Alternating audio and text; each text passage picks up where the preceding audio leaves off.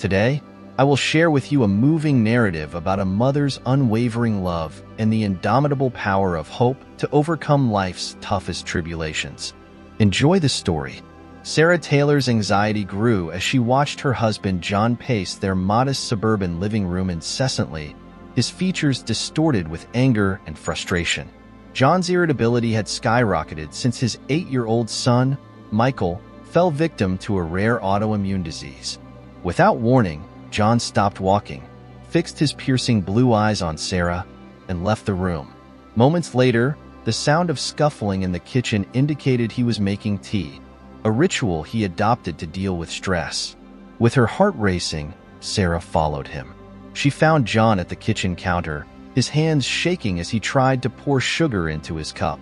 Gently, Sarah took the spoon from him and completed the task. "Here, love, let me help," he said softly, handing her the steaming cup. "I know Michael's medical bills are overwhelming, but the doctor assured us that this treatment would make a significant difference. He will only need annual UPS checks until his immune system strengthens." John took a sip of his tea, looking at her over the rim of his cup. "And how long will this take? How many more years of financial bleeding?" he replied. "Please, John," Sarah begged. "It's for Michael's health. What else can we do?" "Oh, I don't know," John replied bitterly. "Maybe you can get a real job instead of typing on the computer all day. Bring real income." Sarah recoiled as if she had been hit. "That's not fair. My remote editing job may not pay as much as your corporate job, but I'm doing my best. We are in this together." "We are?" John slammed the cup on the counter, spilling the tea.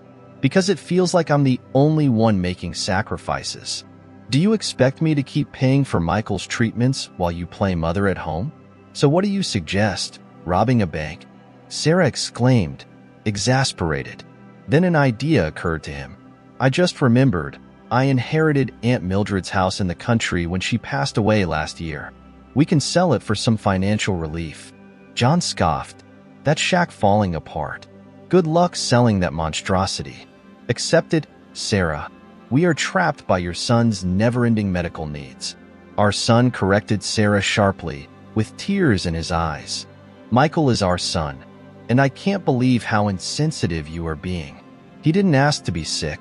John stormed out, slamming the door behind him, ignoring Sarah's request for family time. Collapsing on the couch, Sarah cried, mourning the man John had once been, a loving husband who supported her through the sleepless nights in the hospital. Her transformation into a resentful stranger mirrored Michael's worsening condition and mounting medical bills. Although her freelance editing work didn't contribute as much as John's corporate income, Sarah was doing her best. Michael's fragile immune system prevented him from going to school, and even his doctor recommended an extended stay at a specialized children's medical facility, which was expensive. With a heavy heart, Sarah realized that John might not come home that night. Her absences had become more frequent, and her unpredictable outbursts were frightening. Climbing the stairs, she peeked into Michael's room. He slept fitfully, his face pale and damp. Sitting down next to her, Sarah stroked his dark hair, murmuring soft words until he calmed down. She didn't sleep that night, her mind racing. Dawn arrived, and Sarah prepared breakfast, determined to be strong for Michael.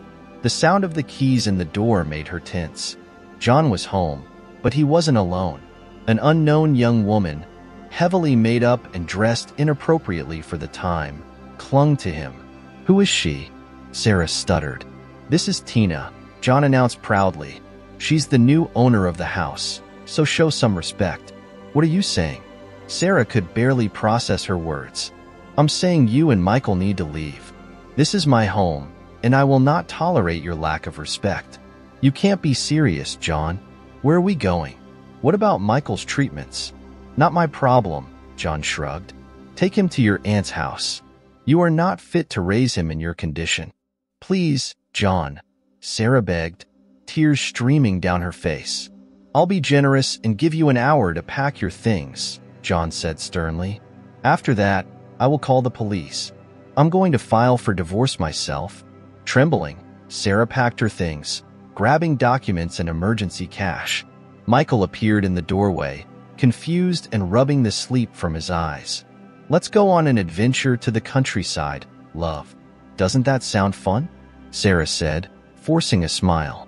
With one last forlorn look at her home, she took Michael's hand and left.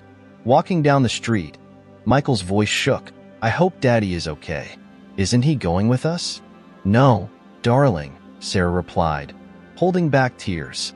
"It's just you and me now, but we'll be okay." They walked for an hour, Sarah struggling with her luggage, until Michael began to stumble. She stopped, apologizing for not considering her tiredness. Calling a taxi, Sarah winced at the cost of the fare, but agreed, knowing they needed to rest. In the taxi, Sarah closed her eyes, overwhelmed by how quickly her life had fallen apart. The driver, noticing her distress, offered conversation. "Are you going to your aunt's old house? That village changed recently. Natural hot springs have turned it into a luxury tourist town." "Hot springs?" Sarah cheered up. "I had no idea." "Yes, you have a gold mine there. Property values have skyrocketed," the driver continued. "Are you lucky to inherit there?" A spark of hope lit up in Sarah. Could his aunt's house be the key to erasing Michael's treatments? She hardly dared to wait. Upon arriving at the house, Sarah was amazed. Instead of a dilapidated shack, it was a grand Victorian mansion, complete with turrets and lush gardens. Michael, delighted, called it a castle. A middle-aged man, Jack Carson, greeted them warmly. He owned a resort nearby and had been friends with Aunt Mildred. While showing the house, Jack revealed the therapeutic hot spring on the property. Aunt Mildred allowed resort guests to use her in exchange for a substantial monthly payment. Surprised by the generous arrangement, Sarah felt tears welling up in her eyes. Jack's offer was a lifeline. "This means everything to us," he said gratefully. 6 months later, Sarah's life had transformed. The rural village offered the perfect environment for healing. Michael's health had improved dramatically, and Sarah herself felt rejuvenated. Jack will become a constant, comforting presence, his gentle support and humor bringing joy into their lives. Their bond deepened, sharing the pain of the past and the hopes for the future. One night, as they sat on the porch, Jack talked about second chances and healing. He proposed to Sarah, his eyes full of love and determination. Just then, a black BMW screeched to a halt, and John emerged, looking scruffy and manic. He demanded half of the property, claiming that his still valid marriage entitled him to it. Jack, protective and strong, intervened. A confrontation ensued, but Jack's calm and strength prevailed, pushing John away. Turning to Sarah, Jack held her hands, his voice firm. "Let me protect you both. Will you marry me?" Sarah's heart raced, full of certainty and hope. Despite the challenges that still lay ahead, she knew this was the beginning of a new and happy chapter for her and Michael. What was destined for her? "Yes, I will marry you, Jack," said Sarah, her voice shaking with emotion. "Let's face everything together." Jack smiled, a smile that lit up his face. "I promise we will build a happy life here, for us and for Michael." The following months were a whirlwind of changes.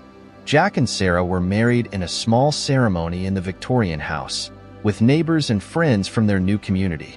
Michael was radiant as a page, his health continuing to improve with each passing day. Life in the village brought a peace that Sarah hadn't felt in a long time. They spent days exploring the forest, swimming in the river, and enjoying the hot springs that had turned their Greytance property into a true refuge. Michael, surrounded by his mother's love and the stability of a safe home, flourished. However, John did not completely disappear from their lives. He tried several times to claim part of the property, but Sarah and Jack, with the help of a good lawyer, managed to keep the house and the peace it offered.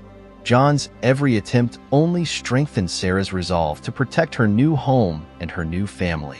One sunny afternoon, as Sarah watched Michael play in the garden, Jack came over and wrapped her in his arms. "Look at him," she told him softly. "It's amazing how much he's changed since they got here." Sarah felt it, feeling a rush of gratitude. "I know, and it's thanks to you, Jack. You gave us a second chance." Jack kissed the top of her head. "And you gave me a reason to believe in love again." As the sun set, turning the sky orange and pink, Sarah felt a deep peace. For the first time in a long time, she looked to the future with hope, and she knew, with all certainty, that she had found her place in the world, alongside Jack, creating a home full of love and promise for Michael. So, despite the trials and shadows of the past, Sarah discovered that the power of love and hope can truly transform even the darkest moments into something bright and full of possibility. The Victorian house, once a symbol of despair, now represented a new beginning, a refuge where dreams can be reborn and happiness can flourish.